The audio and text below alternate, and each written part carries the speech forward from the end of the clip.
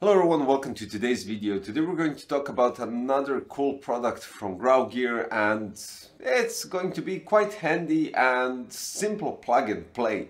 This is GrauGear Docking Station for NVMe and NGFF SSDs, and you might think, why would anybody need that? Well, first of all, let's start with basic, let's say, history.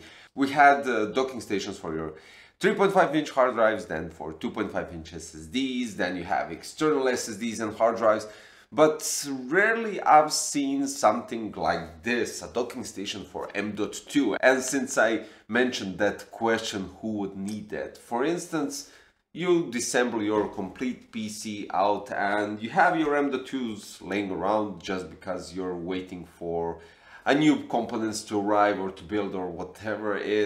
At least that happened in my situation. And you have M.2s laying around with documents that you actually need. This comes in quite handy. Of course, you could use an external exposure for your M.2 SSDs, but then again, even with the GrauGear external exposure, you do have to place it inside that box. But even though it's toolless, of course, and I have nothing against it. But this is simple plug and play. Check this out. So you have the base right here. You place your M.2 inside, it clicks, and you place this plexi cylinder on top. I'll get to that point later on. That's it. You connect with USB Type A or USB Type C. It all depends on your ports availability, of course, finally. And that's it, because, well, you get two cables. You get USB Type C to Type C, and you get Type C to Type A. Simple as it is. You also get two Velcro ties to arrange the cables quite nicely, such as I did. Now, also inside this box, except for the docking station, you get a heatsink, you get thermal pads, you get wipes, and you get a couple of rubbers to adjust and to place the heatsink to your M.2 while it's working. Now, honestly, when I tested it, I didn't use the heatsink because, after all, I'm using the Kingston KC 3000, which doesn't heat up and works quite normally, and it already has some sort of a passive heatsink on top. But all in all, this is the situation. So the base right here has a 50mm fan that creates a chimney effect, taking the air from the bottom and blowing it up at the top. Now this cylinder, what it does, it helps the airflow go around the M.2 SSD, because if you place your M.2 SSD like this, the air will dissipate and go everywhere on the sides. If you place it like this, you create some sort of an airflow that goes directly around your M.2 SSD, and basically it's some sort of a chimney effect, I would say. Back to basics and computer building, but regardless of that, let's talk about this. At the back you have USB Type-C cable. At the bottom you can see it's open frame at the bottom with 4 rubber feet for giving more stability when placed on the table.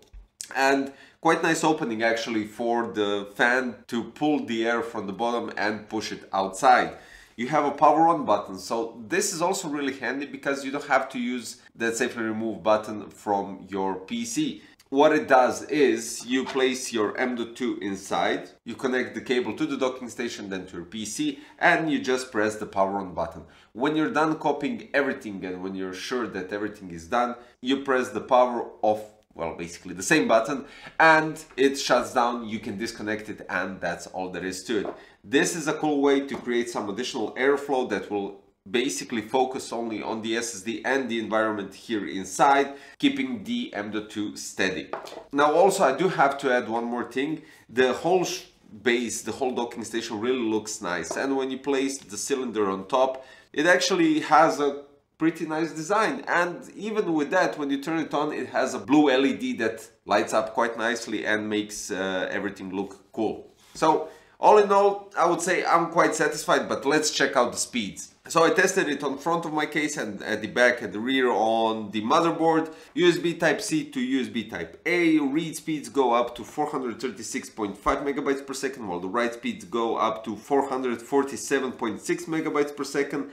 and then USB Type-C on the front of the case. Read speed go up to 781.4 megabytes per second, while the write speed go up to 955.6 megabytes per second. Type-C to Type-C at the back directly on the motherboard, 841.4 megabytes per second read, while the write is 992.8 megabytes per second.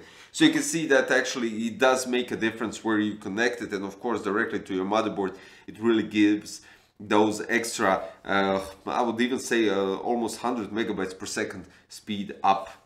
Now, I did also a normal standard benchmark while transferring files, so 84 gigs of files, which were 17.5 thousand files inside of that folder. Average speed was 500 megabytes per second.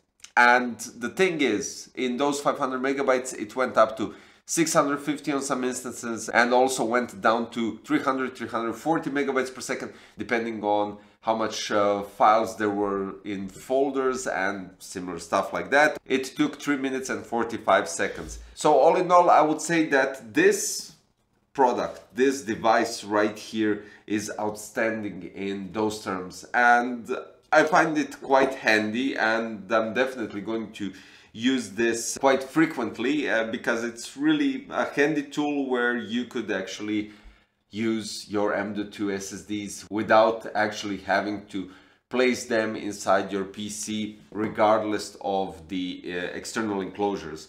So PC Crazy innovative badge without a doubt, and my recommendations if you're looking for something like this, definitely give it a shot because it will help you with M.2 connections directly to your computer and quick access to your files if you need to do such a thing. The link is in the description so you can check out the details and the price, of course. And if you liked everything you saw, and of course if you liked the video, don't forget to subscribe and hit the notification bell so you don't miss any future content. That'll be all for today. Thanks for watching, hope you stay and hope I'll see you next time. Bye bye.